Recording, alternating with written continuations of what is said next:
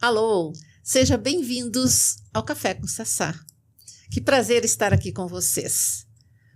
Eu sempre acreditei que as melhores conversas da vida, elas não acontecem no palco. Elas acontecem aqui, entre um gole de café e outro. É quando baixamos a guarda e subimos o nível. Esse é o Café com Sassá, um espaço onde atravessamos o palco e sentamos nos bastidores da liderança.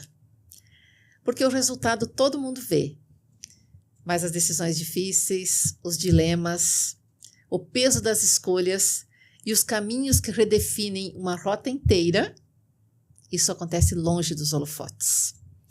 Eu sou Salete Deon, ou Sassá, fundadora da Deon Consulting, uma peregrina do Caminho de Santiago de Compostela, apaixonada por café, por conexões e por impactar pessoas. E se tem algo que eu aprendi no Caminho de Santiago de Compostela, é que nenhuma grande transformação acontece em um salto. Ela acontece passo a passo, com histórias, com dúvidas, com coragem, com cafés, com renúncias, e quase sempre ao lado de pessoas que deixam marcas na nossa caminhada. O Café com Sassá está aqui para revelar o que sustenta uma trajetória por dentro, para mergulhar na essência, para provocar reflexões, porque provocações faz parte da pessoa, ativar decisões e transformar experiências em legado. Hoje vamos conversar com alguém que acredita que liderança nunca foi sobre ocupar espaço. Sempre foi sobre criar espaço para que outras pessoas cresçam. Essa pessoa acredita que ninguém consegue expandir outras pessoas antes de ter coragem de se tornar inteira.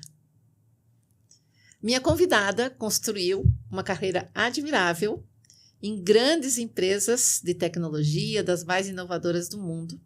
Viveu promoções importantes, uma demissão inesperada, enfrentou preconceitos, precisou aprender a deixar de agradar todo mundo, a dizer não, e descobriu que nenhuma liderança sustenta resultados quando ela não sustenta, antes de tudo, a própria verdade.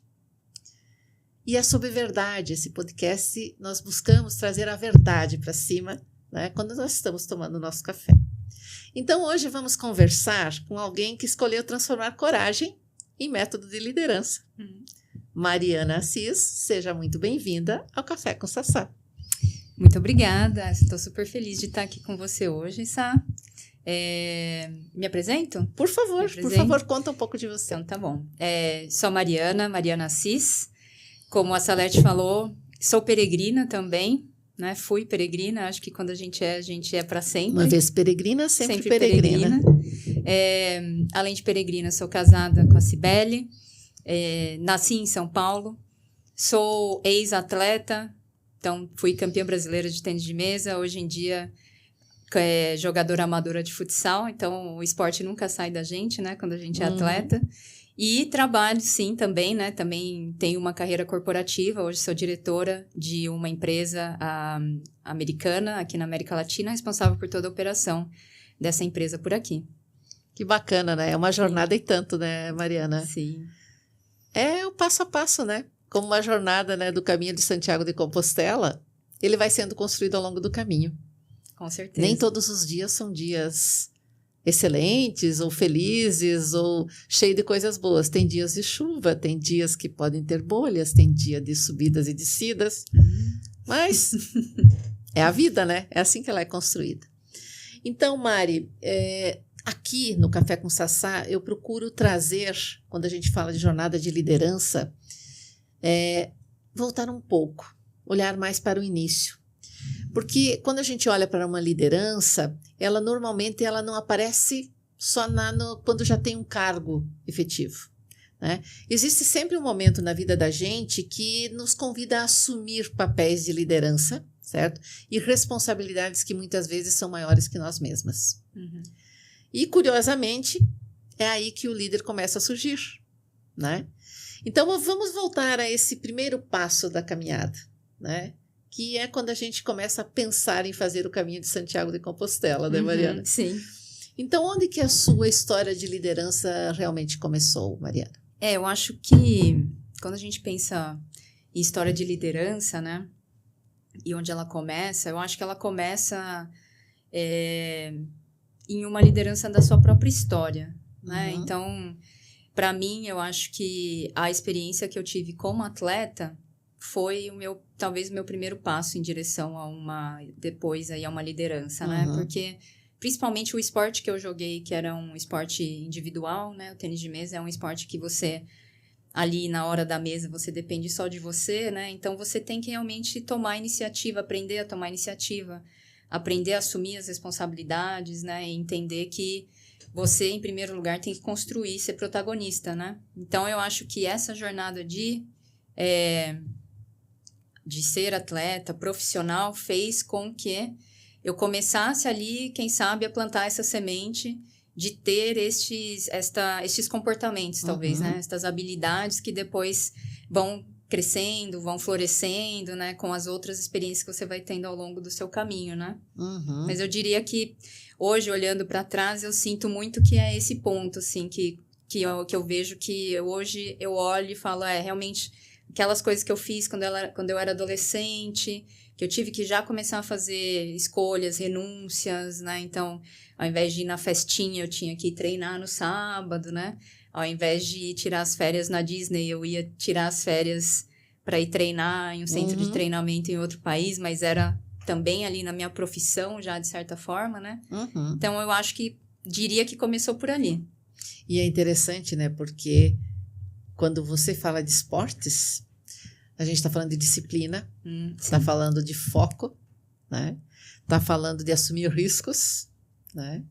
E onde, especialmente até no esporte, as emoções são muito importantes. Como você gerencia as suas emoções quando você está participando de uma competição, que você tem uma plateia, né?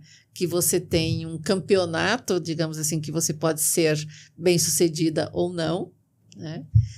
E isso também acontece muito no dia a dia de qualquer líder, né, sim. Mariana? Sim, não, com certeza. Eu acho que até fiz uma reflexão agora, há umas semanas, né? A gente está em época de eventos esportivos, né?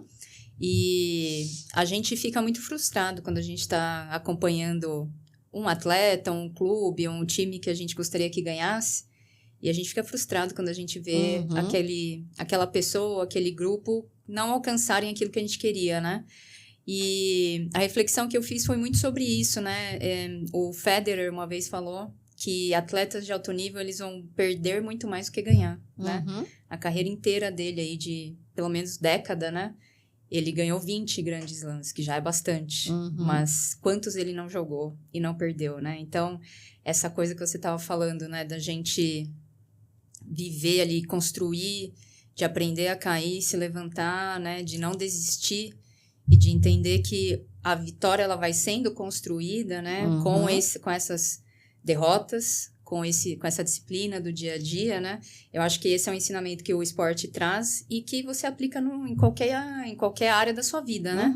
Porque, de fato, como você falou, no mundo corporativo ou na vida amorosa ou em qualquer área da vida, não é tudo que vai dar certo sempre, né? Pelo contrário, né? A gente vai estar sempre ali tentando, deu errado, a gente tenta outra coisa, né? A gente vai buscando os caminhos, né?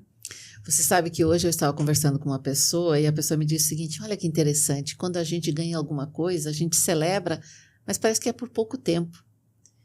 E é mais fácil a gente esquecer aquilo que a gente foi bem do que aqueles erros que a gente cometeu. E a pessoa estava trazendo a perspectiva do quanto que a gente aprende com uma derrota, inclusive. Ou com um erro, com um caminho que a gente tomou que talvez poderia ter tomado um outro caminho. E esses aprendizados todos tornam quem nós somos hoje. Sim. Então, essa questão de realmente a gente olhar e se conhecer mais e se entender mais, faz com que a gente se sinta mais seguro até para dar esses passos, né? Para entender assim, eu vou ousar aqui, pode até não dar certo, mas é importante aprender nesse momento. Então, ousar e dar esses passos são até momentos de coragem, aquela que a gente diz assim, aquele dia foi o dia D. Aquilo ali foi uma virada de chave, né, Mariana? E todos nós temos algumas viradas de chave ao longo da nossa vida, que a gente diz assim, nossa, tinha uma bifurcação aqui e eu tomei esse caminho que, de certa forma, representa muito de quem eu sou hoje. Que movimento de coragem foi esse, Mariana, que você diz assim, esse foi o principal movimento de coragem que eu tive ao longo da minha vida? Sim. Movimento de coragem, eu acho que quando a gente estava, até a gente faz essa reflexão, né, antes do seu café, você convida a gente para fazer essa autorreflexão, e eu vi um momento, essa questão da coragem, para mim, foi um momento em que houveram 2 grandes momentos, né, submomentos, vamos dizer. Então, teve um momento profissional e um momento pessoal que acabaram acontecendo bem ali próximos, né? Mas que para mim eu acho que foram aí os dois, o grande momento de coragem da minha vida. Eu acho que foi o ponto ali de inflexão, vamos dizer, né? Então, profissionalmente falando, faz exatamente 9 anos que eu fui convidada, né? Fui convidada para participar de um processo seletivo em uma empresa americana também, que é o LinkedIn, né? Foi a primeira empresa americana que eu trabalhei. Até então, tinha trabalhado em algumas multinacionais, mas sempre empresas brasileiras, menores.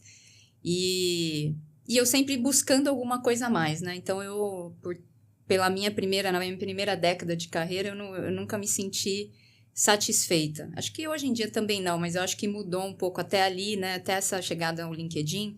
Eu estava sempre inquieta, achando que eu precisava de algo mais, de algo mais, de algo mais, e ia buscando, né?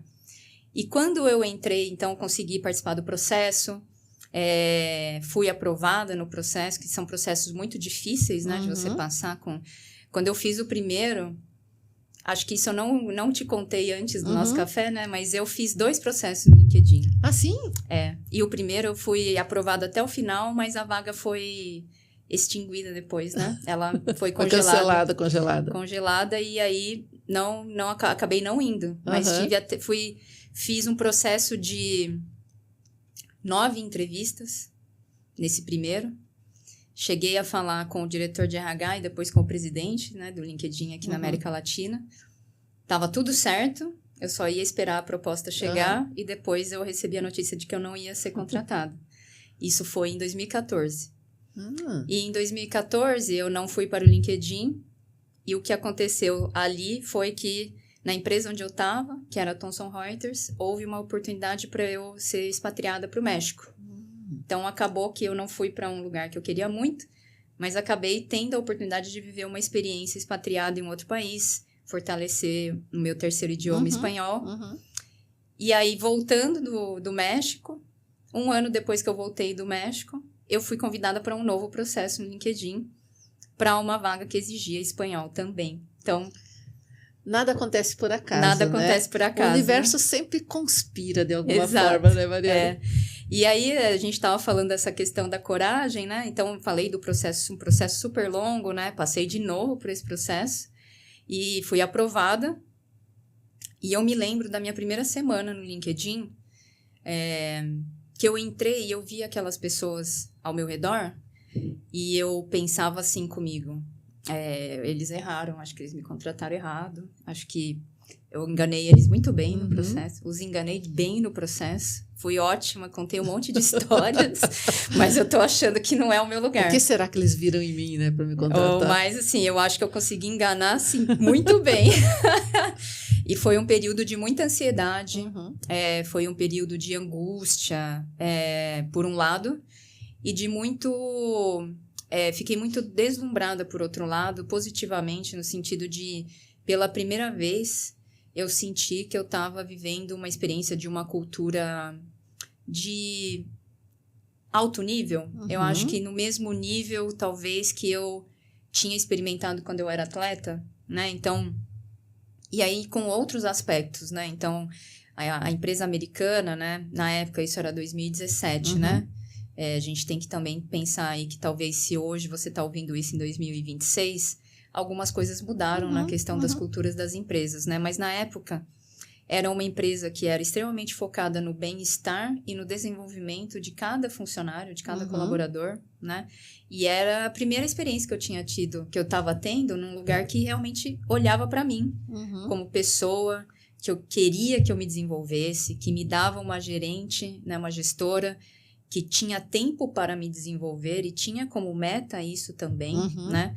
E, então, ao mesmo tempo que eu fiquei assustada no sentido de que eu ouvia várias palavras que as pessoas estavam falando que eu não sabia o que era, e que aí depois eu ia pôr no Google. Expressões. Porque na época não tinha IA, né? Então eu ia pôr no Google, o que será isso? O que será aquilo, né? E aos poucos fui me acostumando com aquilo e me ambientando e entendendo que, não, eu consigo, né? Vamos lá, tá? Eu tô com medo, mas eu quero, né? E eu tenho capacidade para isso, né? Então, acho que esse foi o momento, assim, que eu tive que, por várias vezes, ter a coragem de enfrentar aquilo, de assumir que havia realmente algumas coisas que eu não sabia, mas que eu tinha a chance de ser aprender. vulnerável no sentido de não sei e vou aprender. E de não deixar que aquela síndrome de impostora me pegasse por completo e me fizesse, inclusive, fracassar, de certa forma, ou desistir, né? Falar, não, deixa eu procurar outra coisa que isso não é pra mim, né? Então, esse foi, acho que, um primeiro momento.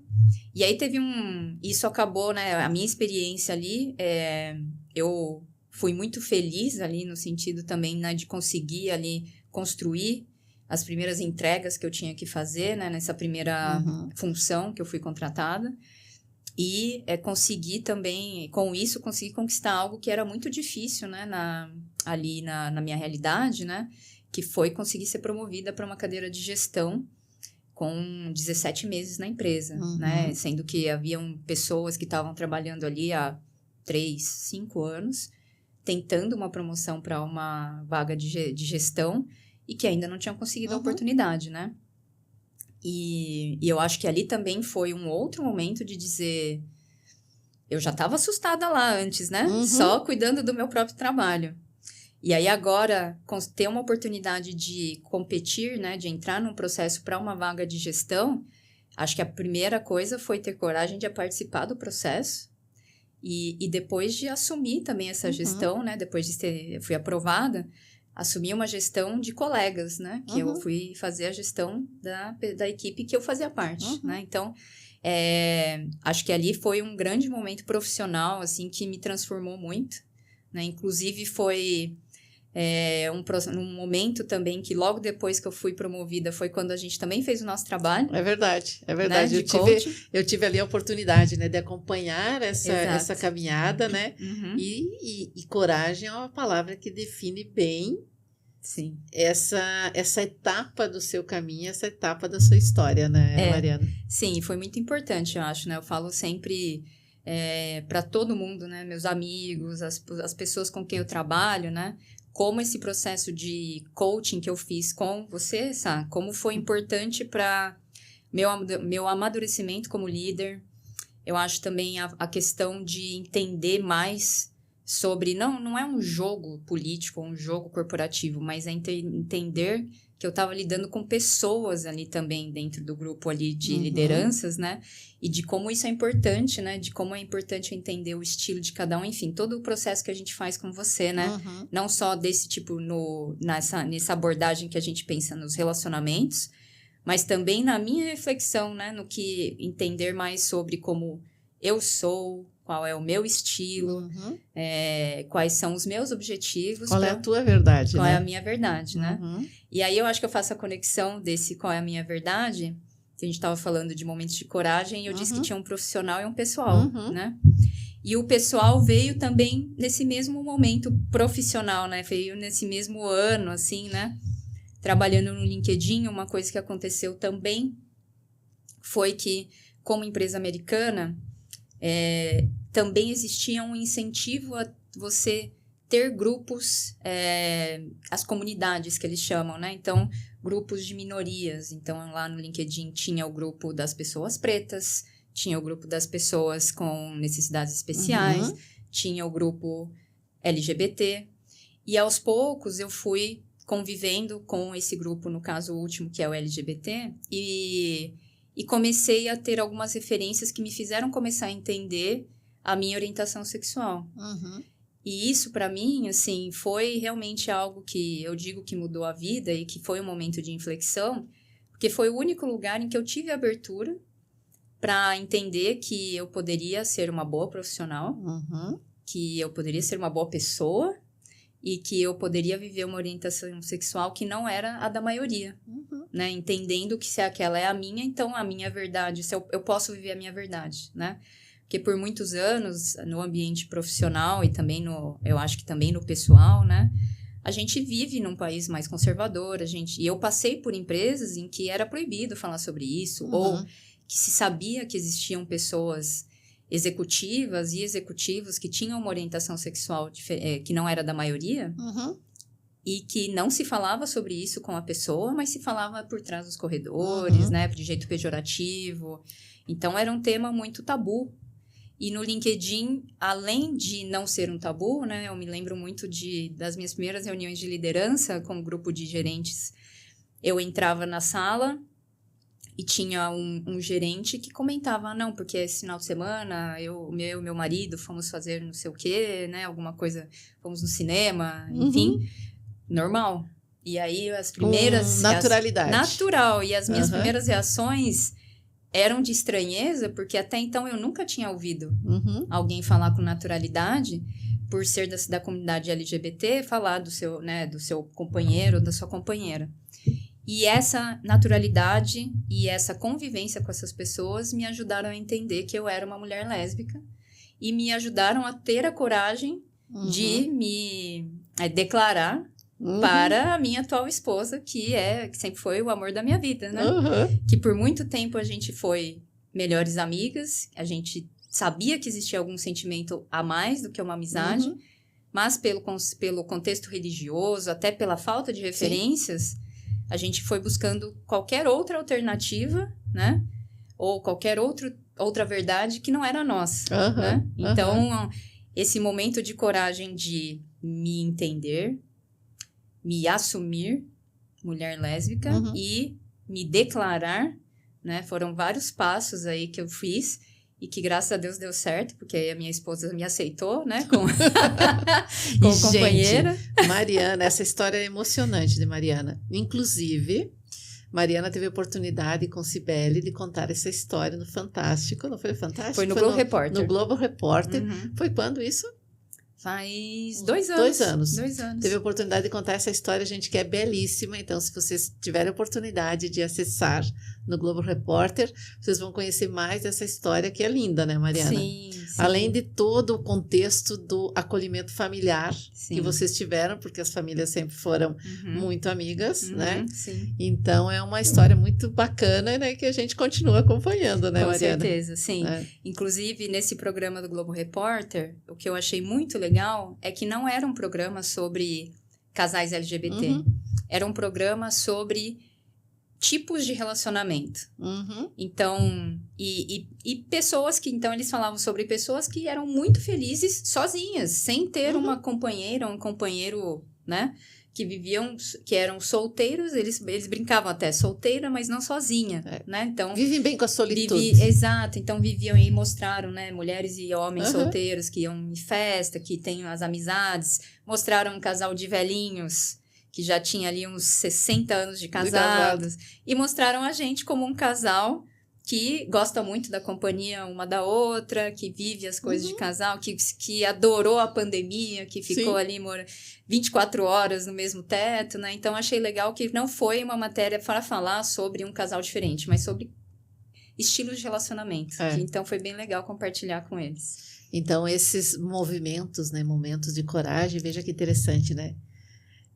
Dá para a gente dizer que a maior promoção, né, Mariana? Talvez não tenha sido virar diretora ou virar gerente na época, né?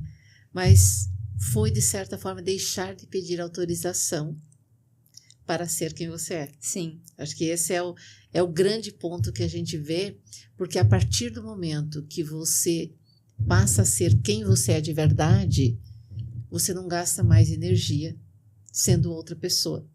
E aí você foca naquilo que é importante de verdade. Sim, né? exato.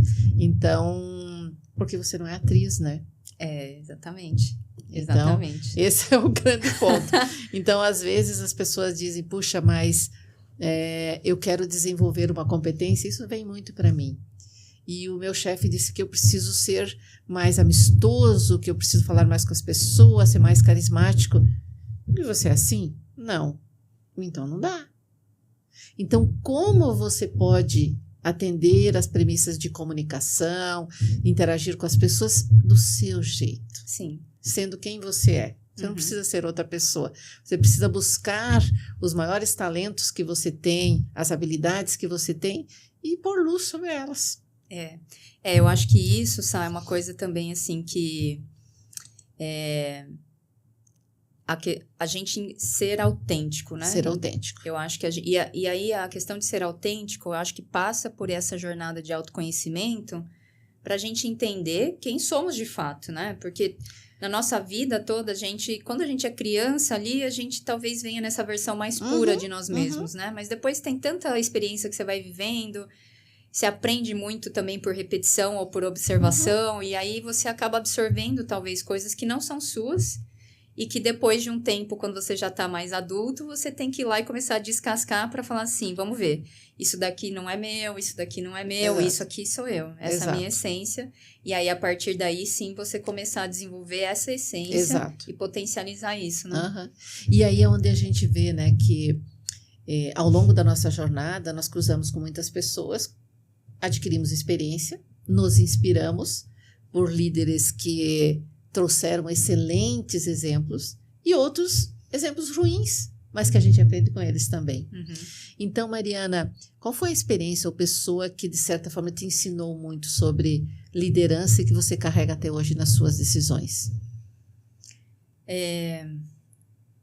Eu acho que eu vou citar duas pessoas, né? Em dois momentos diferentes da vida, né? Eu acho que a primeira pessoa que eu acho que me ensinou, sem a pessoa não sabia que ela estava fazendo isso, e eu também, né, acho que não tinha essa visão, mas acho que a primeira pessoa que foi um exemplo para mim, que me ensinou várias coisas, foi o meu pai, né? Quando eu jogava tênis de mesa, meu pai era meu técnico, né? Por a maior parte, assim, do tempo que eu joguei, né? E eu acho que as lições que eu aprendi com ele foram muito... acho que a primeira coisa é... Nós, como líderes, a gente tem, às vezes, essa visão da pessoa que ela mesma não tem. Eu sinto isso com as pessoas com que eu lidero, né? Que eu já liderei aí nessa carreira de liderança. Eu vejo a pessoa, eu vejo como ela executa as coisas, eu vejo a qualidade das entregas e eu vejo muito potencial. E, às vezes, a própria pessoa não acredita ainda naquele potencial. E eu acho que, para mim, quando eu comecei a jogar, por uns 3 anos, eu ia quase todos os finais de semana, ou pelo menos umas 2 vezes por mês em campeonatos. E meu pai que me levava, me inscrevia, né? Eu tinha 12 anos. E eu perdia no grupo. Nem saía da primeira fase, né? Mas o meu pai continua acreditando em mim. Eu, criança, né? Às vezes, eu penso hoje, eu lembro às vezes de pensar assim, nossa, mas por que será que o papai ainda quer continuar fazendo isso, né? Acho que eu sou péssima, não faço bem, né? Os outros são melhores que eu. E você vê que, assim, eu acho que tinha uma questão de afinidade, eu acho que tinha várias coisas ali envolvidas, mas essa habilidade de, talvez, ele estava vendo alguma coisa que eu não conseguia ver na época por várias questões, né? Você tá ali mais na situação, às vezes você não consegue enxergar. E ele nunca deixou de acreditar e ele me ensinou isso, né? Então, ele me passou esse ensinamento de que a gente não pode desistir, né? De que a gente tem que acreditar. E no caso dele, essa questão da liderança foi às vezes, você tem que acreditar até um pouquinho mais do que a pessoa, enquanto ela não consegue enxergar, né? Que ela é capaz, que ela pode entregar, né? Então, acho que esse é uma. Então, para mim, ele é uma pessoa que eu penso muito, assim, que me ensinou isso. E aí, eu acho que depois, eu tive a sorte de ter lideranças muito boas ao longo da minha carreira, né? E eu acho que quando eu estava fazendo essa autoanálise, eu pensei em uma pessoa, tive pessoas muito boas, mas a gente também acaba cruzando com pessoas que ensinam a gente como não fazer algumas coisas, né? E aí eu lembrei de um exemplo de algo que eu aprendi sobre o que não fazer, né? E aí eu acho que esse exemplo, para mim, eu levo muito comigo, né? A gente começou falando que sobre que você começou a me descrever como uma pessoa que acredita que a liderança é da gente construir esses espaços para que as outras pessoas cresçam, para que elas se desenvolvam, né? E eu acredito muito nisso. E isso, para mim, vem muito de uma experiência que eu tive de uma liderança que fez o contrário, né? Que não me deu, que não criou esse espaço, que roubou esse espaço de mim, né? Tentando ali, na verdade, não tentando, realmente, de fato, pegando o que era o trabalho que eu entregava e vendendo como se fosse se apropriando do meu trabalho, né? Então, não me deu um espaço para que eu pudesse me desenvolver e, além disso, não me deu crédito para aquilo que eu estava fazendo, né? Então, eu acho que, de novo, aquilo que a gente estava falando, né? A gente aprende não só com as coisas boas, mas também com as coisas ruins ou difíceis que acontecem na vida. E veja, essa é uma lição que você traz até hoje. Sim. E, de certa forma, ajudou a construir a líder que você é. Sim. Então, por isso que, às vezes, eu digo o seguinte, gente, líderes são sempre bons. Cada um do seu jeito. Sim. Sim, com certeza. Cada um vai deixar uma lição pra gente, né? Então, eu acho que o grande ponto está em nós observarmos e olharmos para nós mesmos e, de acordo com os meus valores, isso sim, isso não. Que daí são as escolhas que nós fazemos aí ao longo do caminho. E nessas escolhas que a gente faz ao longo do caminho, tem momentos, né, que nós escolhemos e tem momentos que nós somos escolhidos para algo, né? Tem momentos que nós temos a possibilidade de decidir, eu vou para outra organização, eu vou fazer isso, eu vou fazer aquilo, e tem momentos que, por N situações da vida, né, acaba que nós nos surpreendemos com decisões dos outros. E são momentos que a gente entra para dentro da caverna e a gente fica pensando, e agora, o que eu faço? Tem algum momento assim para compartilhar com a gente? Tem. Não, eu acho que um momento que hoje eu olho e vejo como foi importante, mas foi muito doloroso quando aconteceu, né? Então, que bom, nem lembro quanto tempo faz. Que ótimo. Que maravilha.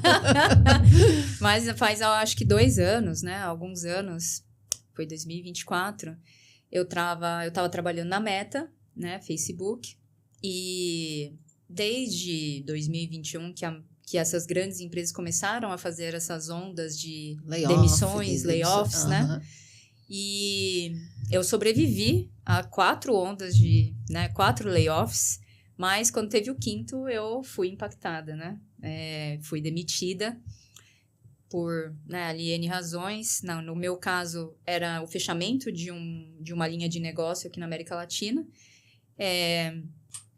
E eu acho que mesmo quando você vive num cenário em que os layoffs são normais, né, são algo que virou um cotidiano, né, ainda assim foi muito difícil para mim, né?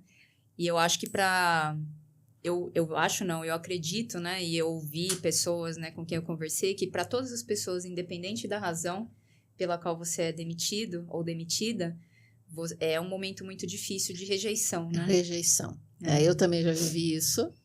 E é um momento que você se pergunta, puxa, eu não sirvo, eu não presto, o que eu fiz de errado? Então, a gente vai justamente para dentro da caverna, ou meio envergonhada com a situação, né? E depois que a gente sai desse espaço, a gente olha assim, não, peraí, eu entreguei anos de excelentes resultados, né? E teve uma reestruturação, teve uma mudança de cenários, que se não fosse por isso eu continuaria. Entretanto, essa mudança de cenário abre possibilidades que a gente não imaginaria. Sim, exato. Então, novamente, é aquela questão assim, se você está passando hoje por uma situação que você diz, puxa vida, o que está acontecendo comigo? Lembre-se, sempre tem o dia seguinte, né? Não, com certeza. E isso é interessante, porque quando Mariana e eu, fizemos o Caminho de Santiago juntas quando fizemos a primeira vez, e nos encontramos no caminho, né, Mariana? E às vezes, quando você chega no final do dia, depois de 25 quilômetros caminhados ou mais, você diz assim, amanhã não vou dar conta. E aí tem a noite. Aí você descansa, dia seguinte você acorda, coloca as botas, coloca a mochila e pé na estrada de novo. Sim. Então, o quanto que, às vezes, essa questão de eu me afastar um pouco da situação faz enxergar de outra perspectiva. Sim, muito. Eu sinto que... Eu acho importante a gente falar sobre isso, porque é algo que eu estava um outro dia eu estava numa apresentação e eu falei muito claramente para as pessoas, né? Eu acho que no mundo que a gente vive hoje, a gente não tem um ambiente de trabalho, a não ser que você seja um concursado público, e ainda assim há bastante desopção nesse espaço, mas é um pouco mais estável. Não existe uma empresa que você possa dizer, sei o que vai acontecer comigo daqui a 3, 6 meses. Estou estável, estou seguro. Exato. Então, a gente precisa aprender a conviver com essa instabilidade, né? Se preparar para esses momentos e entender que não está no nosso controle. Acho que esse é o número 1. E eu acho que o número 2, para mim, assim, o aprendizado número 2, assim, é que muitas pessoas com quem eu converso, e eu me incluo, dizem que a melhor coisa que aconteceu na vida delas foi aquela demissão.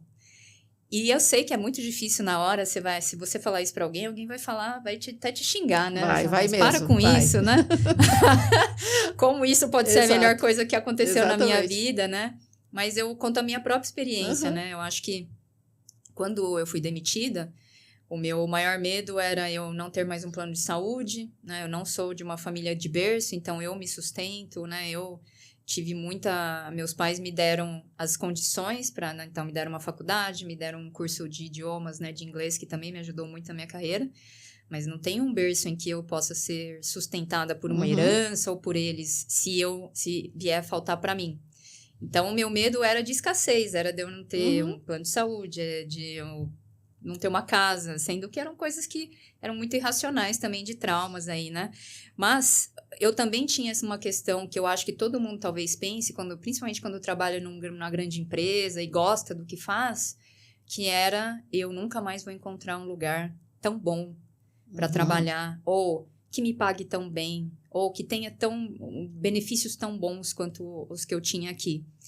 E isso se provou muito errado, no sentido, né? Não era verdade, né?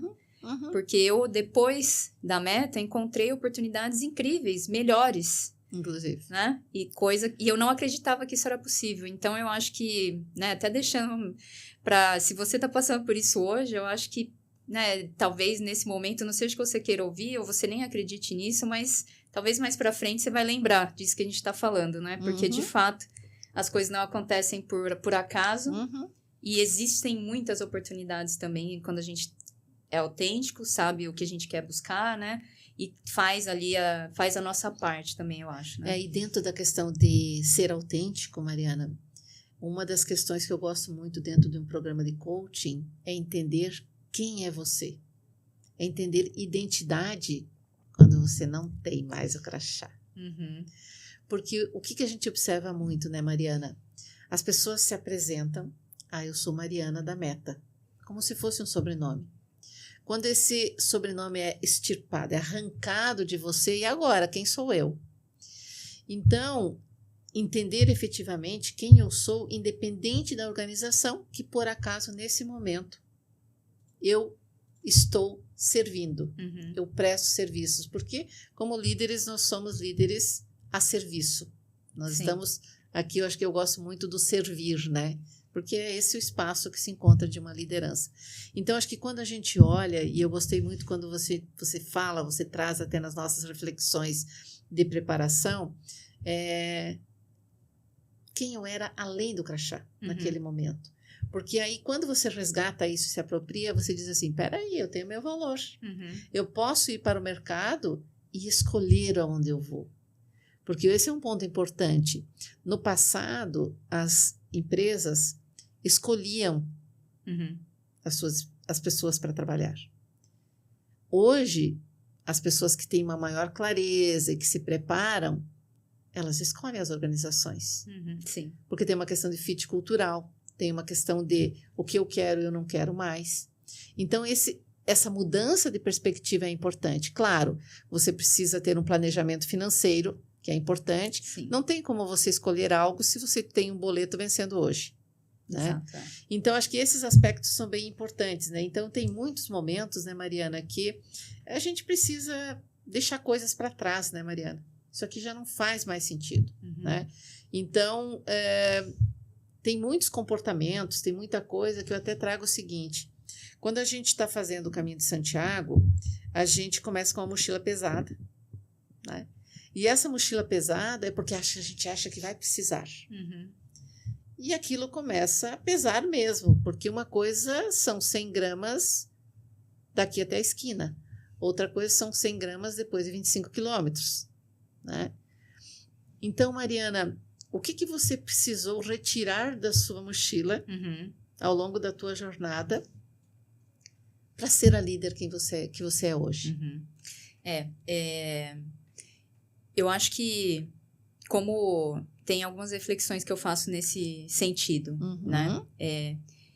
Uma coisa, e aí acho que tem várias coisas legais para compartilhar nesse sentido, é a questão, eu tinha algo comigo, e eu acho que pela questão pessoal de orientação sexual, é um ponto, a minha experiência, né? Como quando você é uma pessoa LGBT e você está se descobrindo, ou até já se descobriu, você tem uma tendência a querer agradar as pessoas, porque você, no fundo, a nossa sociedade ainda faz a gente achar que estamos fazendo algo errado, né? Então, tem aquela coisa inconsciente ali e aí depois se torna consciente, né? De você ver que toda hora você está tentando compensar algo que você não deveria estar tentando. Acho que esse é um ponto.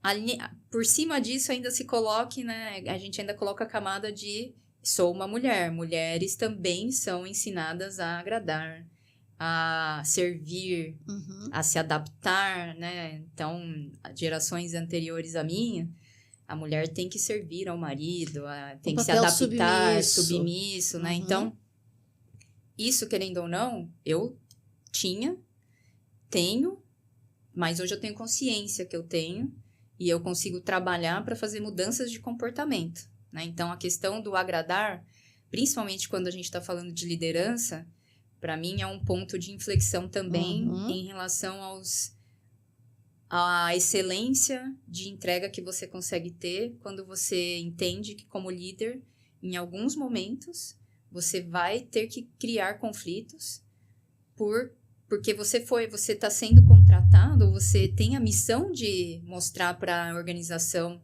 um caminho que talvez ela não estivesse seguindo e que vai ser conflituoso porque você vai dizer que você está fazendo A e eu vou chegar e vou falar, olha, você tinha que fazer B.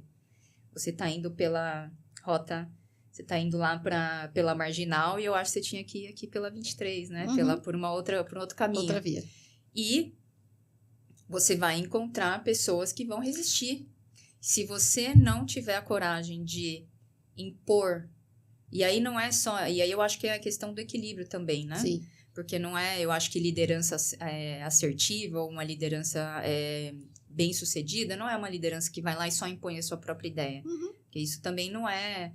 Eu não vou estar certa sempre. Não é sustentável também. Não é sustentável. Mas você confiar naquilo que você sabe, né, com conhecimento, com dados, e você entender que vai ter que entrar em conflito, é algo que eu aprendi aí ao longo desses anos, e que no começo da minha carreira como líder, eu ainda tinha medo, né, de entrar em conflito, eu ainda era insegura, né, eu ainda pensava, se eu entrar em conflito, eu vou ser demitida. E ao contrário, quando a gente é líder, se espera que a gente crie esse tipo de situação, porque a gente precisa pensar juntos caminhos de crescimento. Sim, né? Sim. E em muitos momentos, esse fato de querer agradar, né, de querer ser bem visto, essa questão toda, nos impede de entrar em conflito.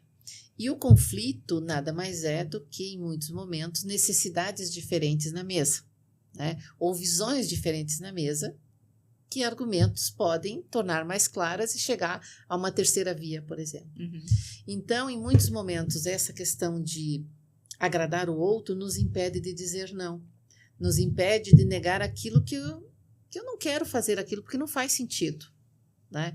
Mas aí eu fico na defensiva, pensando, puxa, mas e se eu disser não, o que a pessoa vai pensar de mim? Será que ela vai continuar me amando? Vai gostar de mim? Como ela vai me avaliar, né, Mariana? Sim. Então, esses nãos também são extremamente importantes, não só como liderança, mas também na vida como um todo. Sim. Né?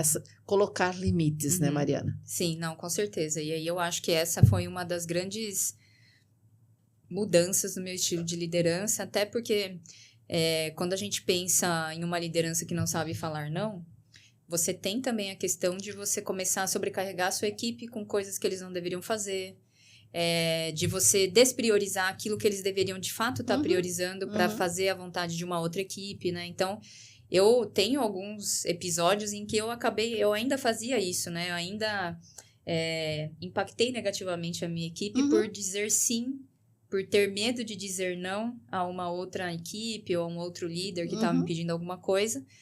E eu acho que aí é uma construção, né? Também o líder, nós também estamos sempre crescendo, errando, melhorando, né?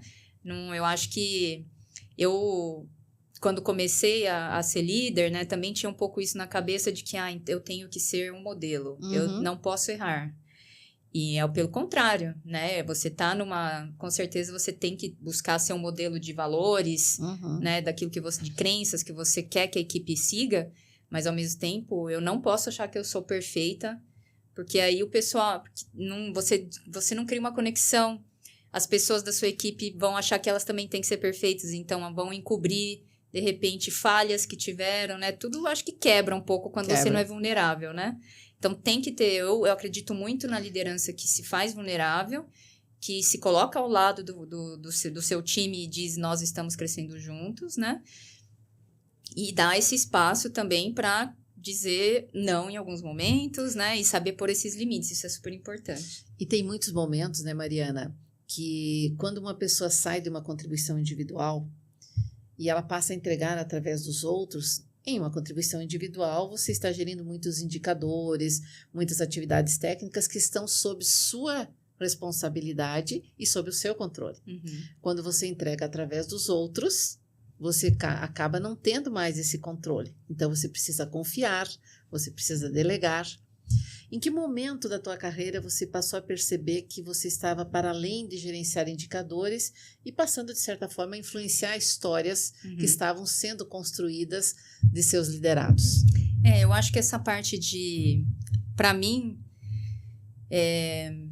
quando eu comecei a ser líder, né, eu acho que fui muito feliz também no momento que comecei a ser líder. De novo, né? Acho que a minha primeira experiência de fato, assim, de liderança foi no LinkedIn. E o LinkedIn, como empresa, ele dá muita formação para os líderes, né? Treinamentos de liderança, de desenvolvimento de pessoas. E uma das coisas que eu aprendi lá, essa questão de desenvolver pessoas, foi muito...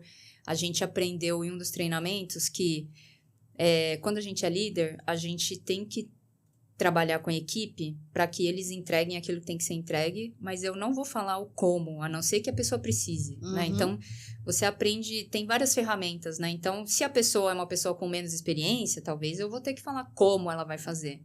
Mas, no meu caso, eu liderava equipes que tinham muita senioridade. Não servia eu falar como ela ia fazer, né? Era muito mais como vamos chegar àquele objetivo, quais são os obstáculos que você está encontrando, para que eu, com a minha influência como líder, consiga ir lá e te ajudar a retirar esses obstáculos para você fazer do seu jeito. Então, acho que para mim esse é um ponto, assim, um dos pontos-chave de liderança que eu aprendi, que no começo eu ficava um pouco incomodada de ver o meu time fazendo uma reunião com o cliente de um jeito que eu não fazia. E aí, por diversas vezes, eu tinha aquela tentação de ir lá e falar, olha, não é assim que faz, não. Ou é mais fácil dessa outra forma? Não é assim que faz, não. Deixa eu te falar como faz, né? Que até talvez de uma forma arrogante, né? Tipo, não, eu sou gerente, deixa eu te falar, né? Mas eu acho que aprendi primeiro essa coisa de que se eu contrato as pessoas é porque eu confio que elas, no meu caso, como conseguia contratar pessoas como senioridade, eu confio que ela vai saber fazer aquilo até às vezes melhor do que eu. Que ela vai ter o seu estilo e que o que importa para mim no fim é o resultado final. Certo. E que eu vou, assim como eu encontrei a minha verdade, quero ter espaço para ser autêntica, eu preciso dar espaço para essa pessoa também viver sua verdade, sua autenticidade, né? Então, esse para mim é um ponto de liderança que eu comecei a entender o que de fato significava deixar de fazer gestão apenas de indicadores, mas de fazer gestão de pessoas. Exato. E veja que interessante, né? Porque você passa de gerenciar performance para, de certa forma, influenciar as pessoas, né?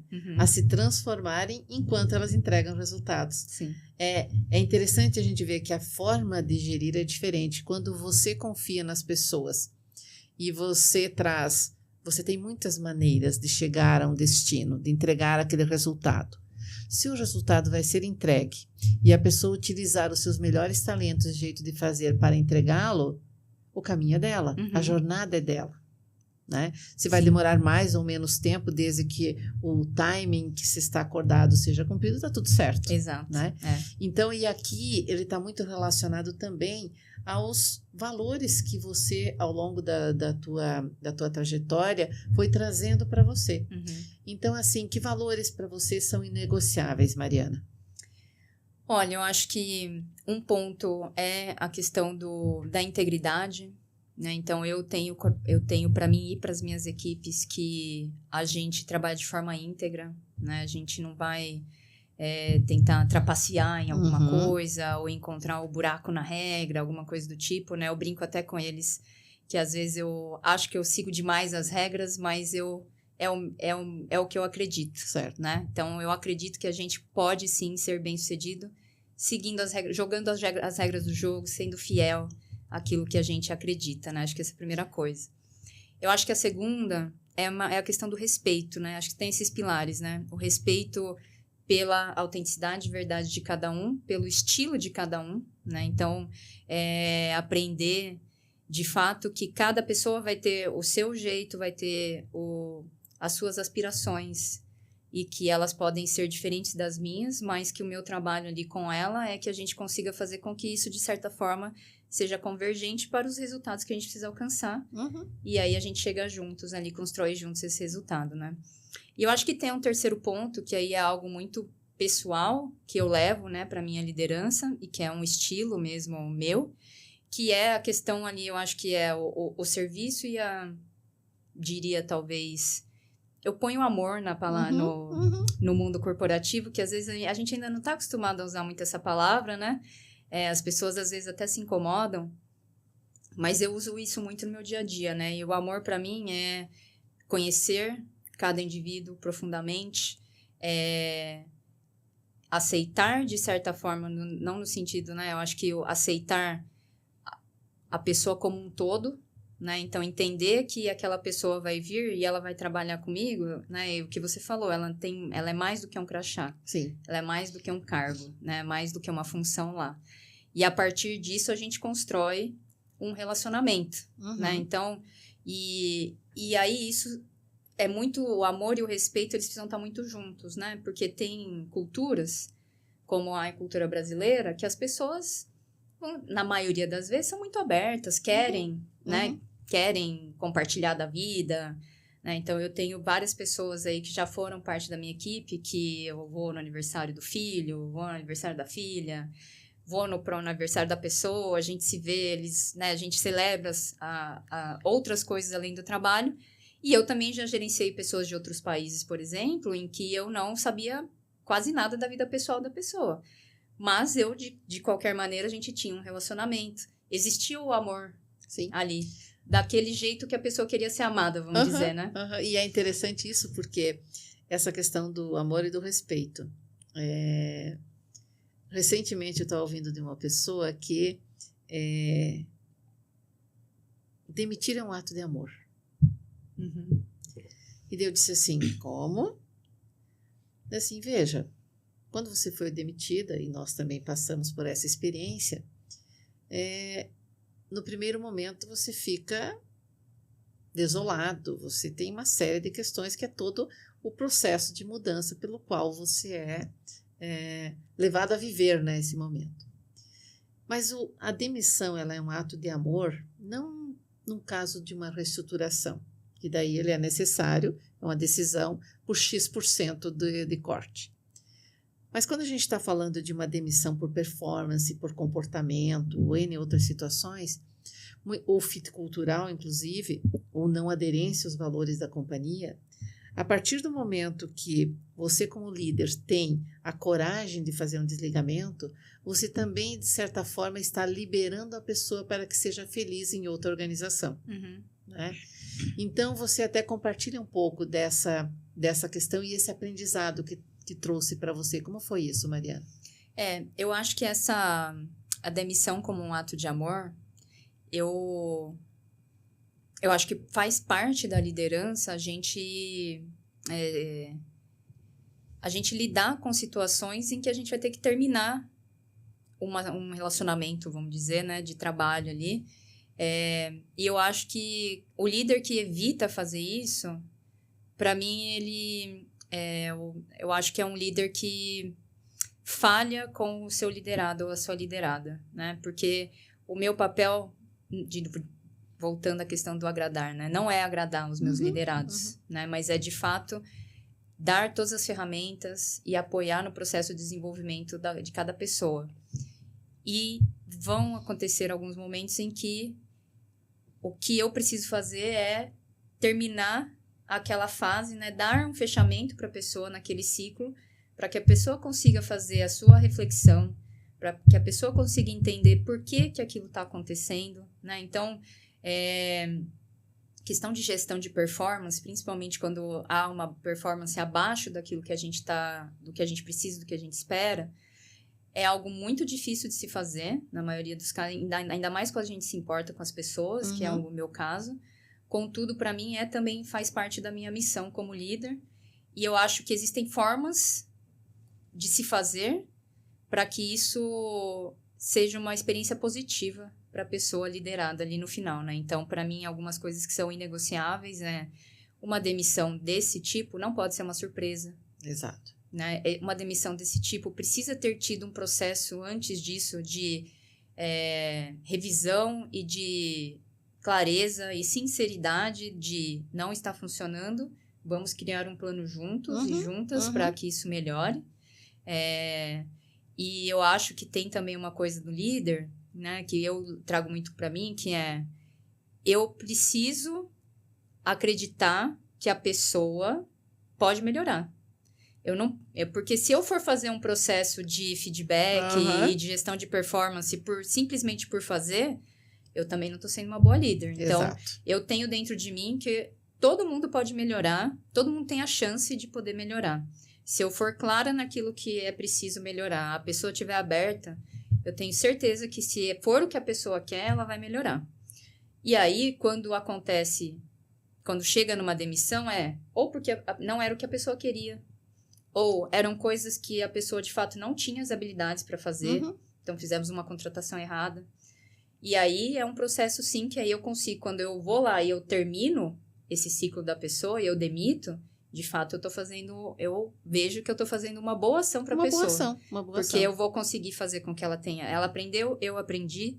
Ela fecha um ciclo, ela consegue começar a pensar no próximo. E eu dei as ferramentas e as informações que ela precisava para... Na próxima vez ela ir melhor, ela entender onde ela quer ir, o que ela vai fazer, né? E com certeza, quando você faz um desligamento, você também sai diferente. Sim. Após, digamos assim, você vai para uma sala, faz o desligamento, você sai diferente. Porque você começa a pensar já em uma nova contratação. O que eu posso fazer de diferente para que eu minimize esse tipo de impacto? Sim. Né? E porque toda decisão, ela sempre vai transformar o impactado e transformar quem decide também, né, Mariana? E você traz muito na tua fala o teu estilo de liderança, que é uma liderança de serviço, que é uma liderança orientada a resultados, sim, e de certa forma transformacional. Quais desses 3 aspectos você acha que foi mais difícil conquistar? Eu acho que, para mim, o maior desafio é encontrar o equilíbrio para as pessoas entenderem que eu sou, sim, uma liderança que tem um estilo que quero estar a serviço, que eu quero que as pessoas se desenvolvam, tenham as oportunidades de melhora, né? Dou chances, né, para as pessoas. e ao mesmo tempo eu quero ter resultado, né? Então, fazer as pessoas entenderem que eu quero ter resultado e não porque eu quero ter resultado, eu preciso ser uma pessoa que vai gritar, que vai ser grossa, que vai assustar, que vai pôr medo e que é por aí que eu vou conseguir ter resultado. Que é um estilo que às vezes a gente vê em filme ou a gente tem essa visão um pouco, esse estereótipo de liderança assertiva, a liderança que dá bronca, a liderança que bate na mesa, que assusta e que põe a pressão na pessoa para a pessoa acordar. Então, eu acho que o maior desafio para mim é que as pessoas entendam que eu vou buscar os outros pilares sempre. Então, eu vou focar no ser humano, eu vou focar no amor e eu quero muito ter resultado. Sim. E as 3 coisas precisam existir. Sim. Né? Não é por... Eu não sou uma líder boazinha. Exato. É diferente ser uma líder, como diz a minha querida Malu Weber, uma liderança efetiva e afetiva. É a expressão, são as expressões que ela usa. Então, muitas vezes você ser afetivo não significa que você é bonzinho. Exato. Ou vai passar a mão na cabeça, né, Mariana? Então, acho que esses são aspectos importantes quando a gente olha para a liderança, que a liderança também não é pai e mãe. Muitas vezes hoje eu tenho observado que as pessoas trazem situações que os liderados esperam ser compreendidos como filhos. E nós estamos falando de espaços diferentes. Sim. Então, é um espaço de trabalho. Quer dizer, eu preciso ter resultado, ou senão não faz sentido para a organização eu estar ali. Eu fui contratado para solucionar um problema. Né? Então, hoje você está no mundo corporativo, né, Mariana? Mas e os próximos capítulos, né? E a gente percebe, né, Mariana, que muitas transformações, muitas mudanças, elas começam muito antes delas acontecerem. A exemplo do Caminho de Santiago, a gente começa a sonhar com o caminho muito antes, às vezes mais rápido, né, Mariana? Sim. Mas às vezes muito antes de preparar a mochila e colocar o pé na estrada, né? Então, primeiro elas amadurecem com a gente, né? E depois elas vão aparecendo para o mundo. O que está amadurecendo em você hoje, Mariana? É uma ótima reflexão. Eu acho que reflexões que eu tenho feito, de novo, eu acho que é muito sobre autoconhecimento, né? Então, se eu penso na minha carreira até aqui, na minha vida até aqui, aquilo que me trouxe mais resultado positivo foram as ações que eu tive quando eu entendi quais eram as minhas fortalezas e as minhas fraquezas, né? Os meus pontos ali, talvez de melhora e aquilo que eu sei fazer de melhor, né? Então, eu acho que hoje em dia eu tenho feito muito esse exercício no mundo que a gente está vivendo, quais são as habilidades que eu tenho que são talvez mais naturais para mim, talentos mais naturais ou habilidades consolidadas com a minha experiência e a partir disso entender qual que é o próximo passo, né? Porque eu acredito muito que a gente tem muitas carreiras na nossa vida. Muitas. Ainda mais no mundo, nessa época que a gente vive, que a gente vai... Eu não me vejo sem trabalhar, né? Acho que essa questão de aposentadoria é algo que talvez a geração dos meus pais tinha muito na cabeça de que eu vou parar de trabalhar. E hoje o cenário é outro, né? Então, eu me vejo muito hoje refletindo sobre quais são as coisas que eu faço e que eu gosto muito de fazer, né? Tanto na vida profissional quanto na vida pessoal. Quem sou além até da minha própria vida profissional, para poder encontrar esse modelo, né? De o que serei daqui 5, 10 anos, né? Exato. Então, hoje, né? Se eu penso... E já entrando um pouco mais no detalhe, né? Mas eu tenho uma formação técnica, né? Então, eu fiz engenharia de software lá na faculdade e deixei isso ali adormecido, talvez, por ter assumido posições de liderança, de gestão e ter saído um pouco da área técnica. Hoje, a gente vê como essas habilidades técnicas estão voltando, estão sendo inclusas, inclusive, no dia a dia de um gestor. O gestor hoje, a gestora, a gente tem essa expectativa, né? É esperado de nós que a gente saiba utilizar essas novas tecnologias que estão vindo, né? E, ao mesmo tempo, eu acho que essa visão mais integral de processos, da organização, que eu fui desenvolvendo ao longo da carreira também, são coisas que hoje eu tenho olhado e pensado como que eu posso juntar isso e, de alguma forma, construir algo que eu possa trazer como contribuição para as pessoas, né?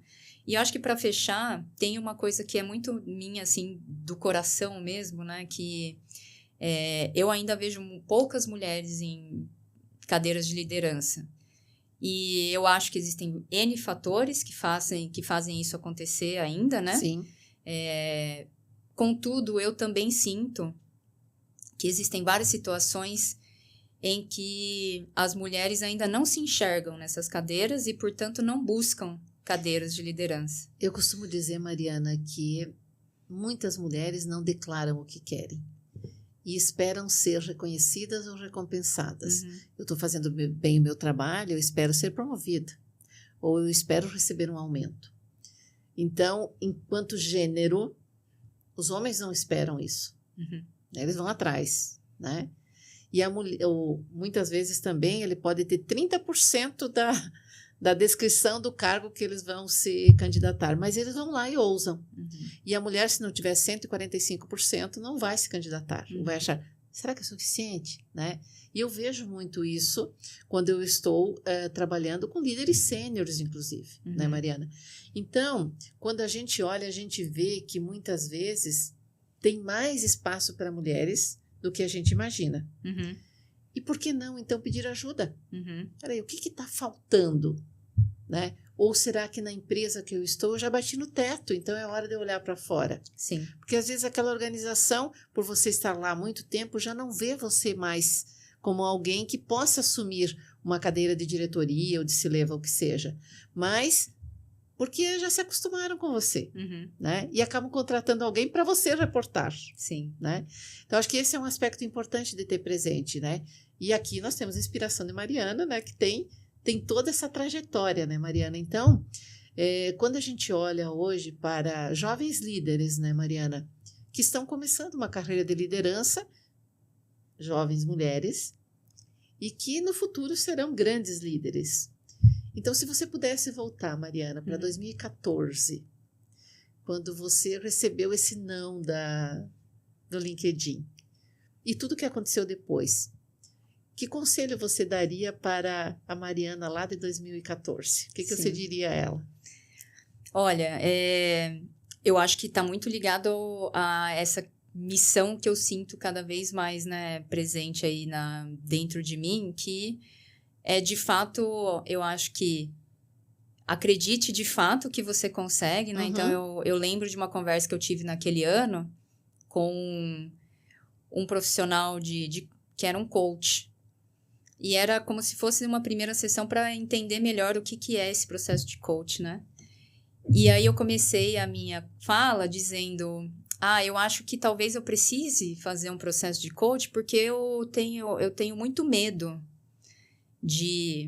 eu lembro disso, né, que eu falei, porque aí eu lembro mais da resposta dele, né, mas ele falou assim, nossa, mas você tem certeza que você tem medo? Você acabou de aceitar para ir morar em outro país que você não fala direito o idioma, que você não conhece ninguém, e você acha que você tem medo, né, e aí isso ficou muito, muito gravado em mim, eu lembro até hoje dessa conversa, né, nem lembro o que foi depois e antes, mas eu lembro dessa fala dele, então, eu diria muito isso, né, da gente ter coragem, ousar, que aí eu acho que quando a gente fala de ousadia, né, de novo, né, se a gente for pensar na minha geração, a minha geração ainda era uma geração de mulheres que não eram muito incentivadas a competir, a praticar um esporte, porque o esporte é competição também, né, e eu tive a sorte de poder viver essa experiência de competição, de perder, de ganhar, né, de ousar, de ir lá e colocar a cara ali para a tapa, né? A gente brinca.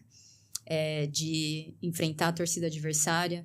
Então, eu acho que eu diria muito isso, assim, para essa Mariana, que realmente repetiria até a fala dessa pessoa. Você não tem medo, você tem muita coragem, né? Acho que esse é um ponto. E o fato da gente de continuar acreditando, né? Porque eu lembro muito ali em 2014, eu recebi esse não... e eu toquei a vida, né? Então, tá bom, não deu certo...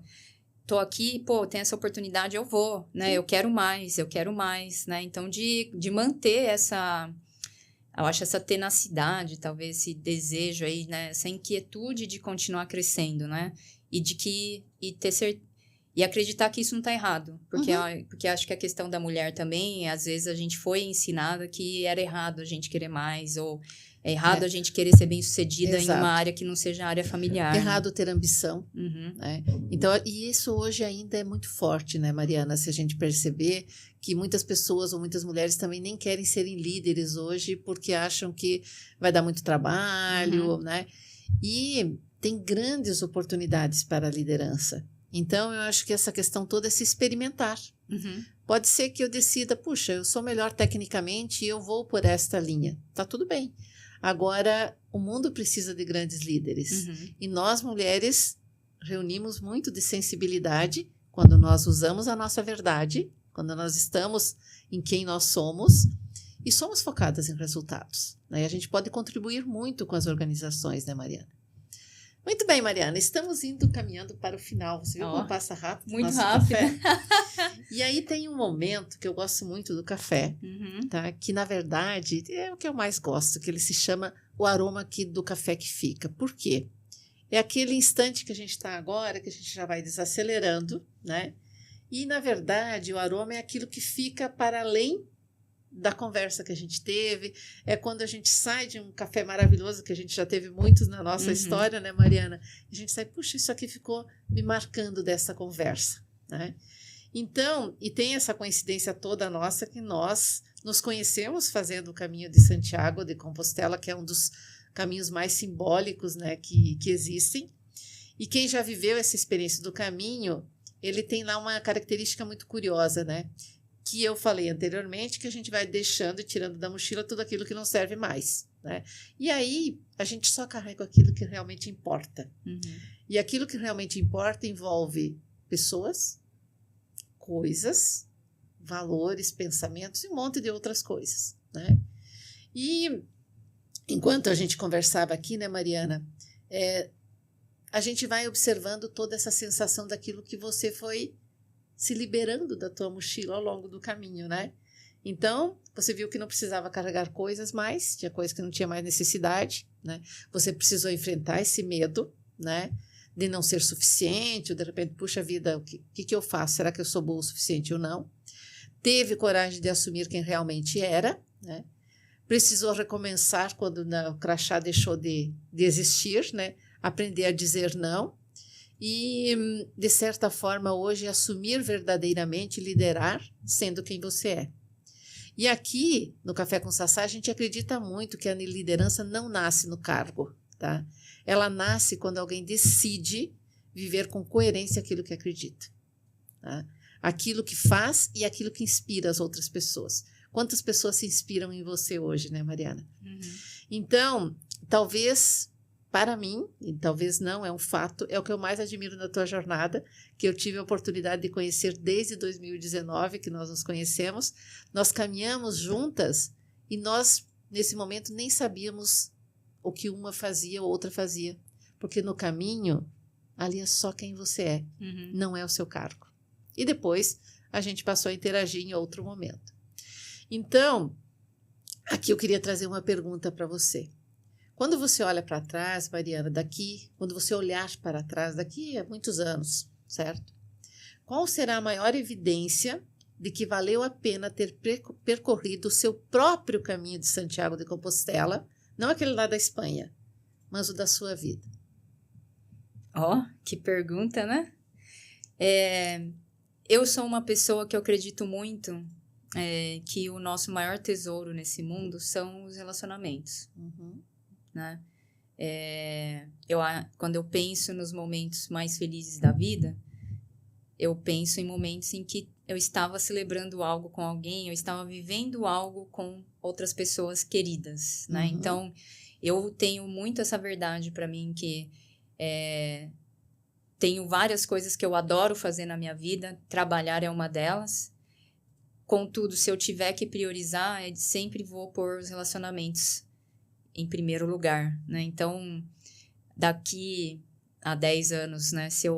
A evidência para mim é que eu tenha conseguido, que eu sim me sinta feliz e realizada com as coisas que eu estou fazendo, porque eu me divirto, eu me realizo trabalhando, né? Construindo coisas.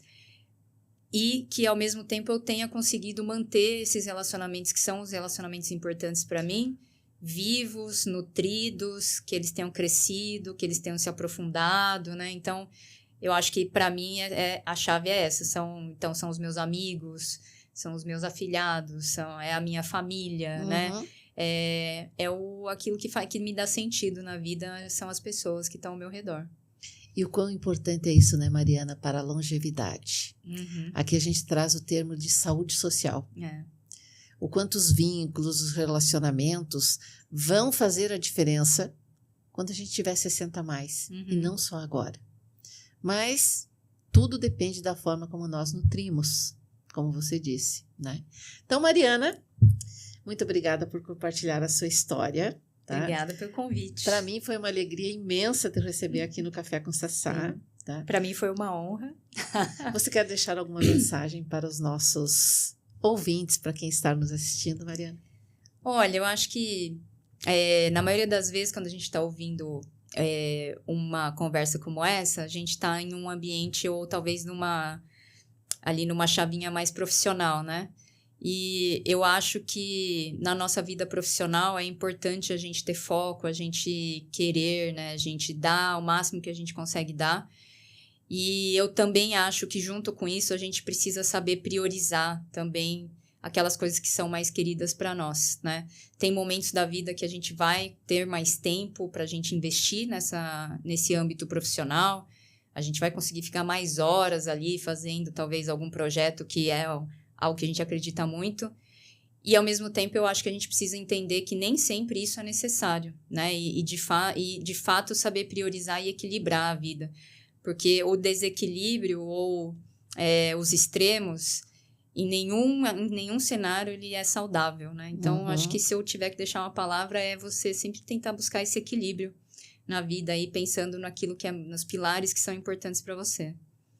Quanto mais a gente consegue equilibrar, maior a nossa sensação de bem-estar, de felicidade, né, Mariana? Então, conversas como essa, elas me lembram por que o Café com Sassá nasceu, né?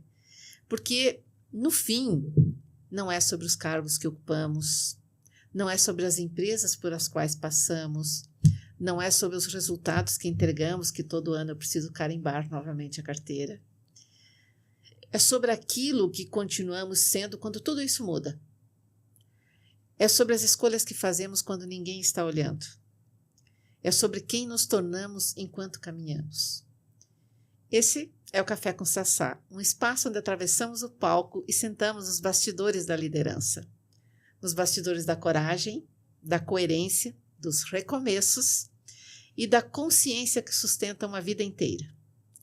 Mariana, obrigada por caminhar comigo mais uma vez. E para você que ficou até aqui, talvez esse também seja um bom momento para olhar para o seu próprio caminho, para perceber o que ainda está carregando na sua mochila e o que talvez já esteja na hora de deixar para trás. Eu sou Salete Deon, ou Sassá, e aqui está mais um episódio do Café com Sassá. Nos vemos no próximo episódio. E até lá, que nunca nos falte café e que nunca nos falte coragem para continuar caminhando, porque é no caminho que a liderança, assim como na vida, realmente acontece. Mariana, muito obrigada. Obrigada.